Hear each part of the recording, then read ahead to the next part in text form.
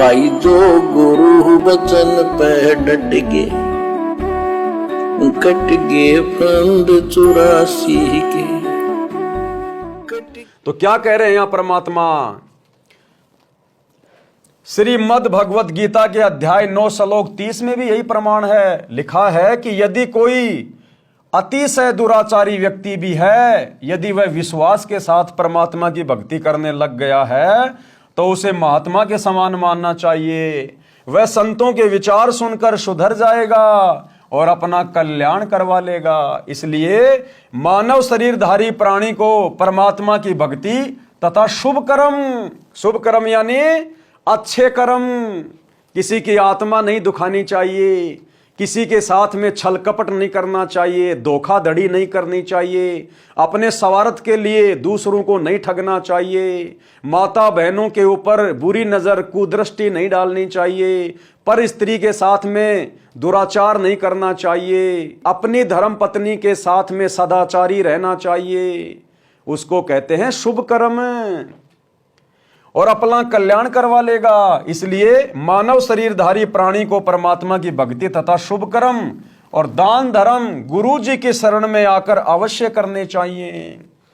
यदि आप दान धर्म सच्चे गुरु की शरण में आके करेंगे तो वो दान धर्म आपको सुखी करेगा, आपका मोक्ष कर देगा, आपको यहां भी सुखी करेगा।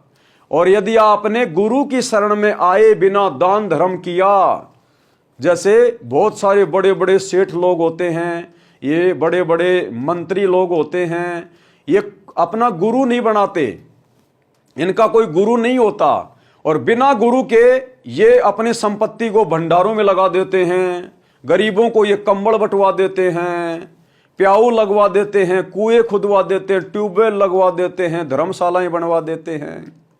तो परमात्मा का एक नियम है, एक विधान है कि धर्म किया हुआ कभी भी व्यर्थ नहीं जाता, कि धर्म तो धसके नहीं और धसके तीनों लोक, खैरायत में खैर है कीजिए आत्म पोख।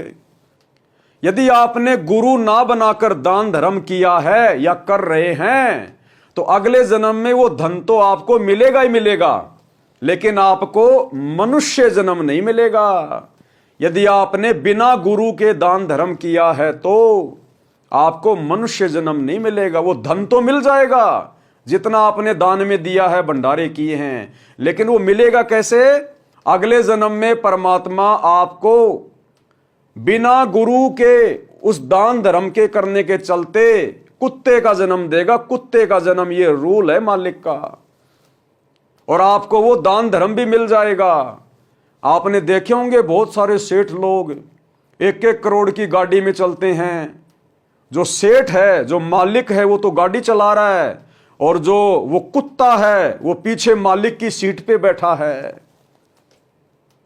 अब वो है वो व्यक्ति जिसने पहले जन्म में जब वो इंसान था, स्त्री या पुरुष, उसने दान धर्म खूब किया, भंडारे खूब किए उसने, लेकिन उसने गुरु नहीं बनाया। अब बिना गुरु के उसको कुत्ते का जन्म मिल गया, और जो दान धर्म किया था उसको वो सुख सुविधा भी मिल गई। और यदि वो व्यक्ति गुरु बनाकर दान धर्म करता, भंडारे करता, तो उसको वो धन भी मिलता और मनुष्य जन्म मिलता, और मनुष्य जन्म मिलता तो दान धर्म को भोगता, आनंद प्राप्त करता। अब वो कुत्ता क्या जाने उस आनंद को। अब चलो भाई, अब वो कुत्ता है, अब उस कुत्ते के जीवन में तो मान लो वो गाड़ी में घूम रहा है, एसी में सो रहा है, बढ़िया बढ़िया खाना खा रहा है। अब अगला जन्म मिल गया उसको सूअर का, गधे का। अब कौन उसको गाड़ी में घुमाएगा, कौन उसको एसी में बैठाएगा?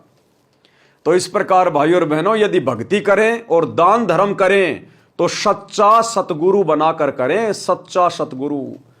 यदि सतगुरु पूर्ण होगा, सत्य होगा, जैसे वर्तमान में एकमात्र सतगुरु रामपाल जी हैं, और इनकी शरण में आके यदि आप दान धर्म करोगे, भक्ति करोगे, तो आपका अगला जन्म होगा ही नहीं, ना गधे का, ना कुत्ते का, ना मनुष्य का, ना देवता का। आपको तो ब्रह्मा विष्णु महेश से भी उत्तम जन्म मिलेगा शतलोक में, परमात्मा के धाम में। परमात्मा कहते हैं 4 मुक्ति जहां चंपी करती माया होरी दासी, और दास गरीब अभय पद परस मिलो राम अविनाशी।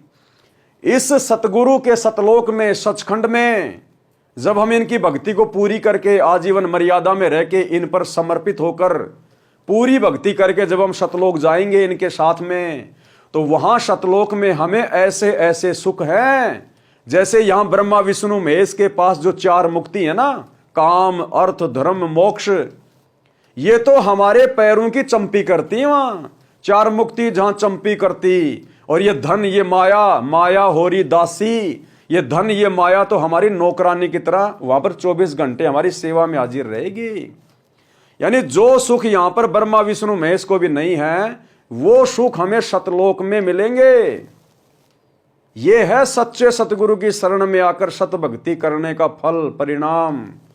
और ना कभी फिर मरना, एक बार हमारा जन्म होगा वहां, ऐसा ही शरीर है, ऐसा ही हमारा वहां परिवार है, कोई काम धंधा नहीं है, कभी हमारी मृत्यु नहीं, उस शरीर में कभी कोई रोग नहीं होता, बुढ़ापा नहीं आता, सदा सुख ही सुख वहां पर।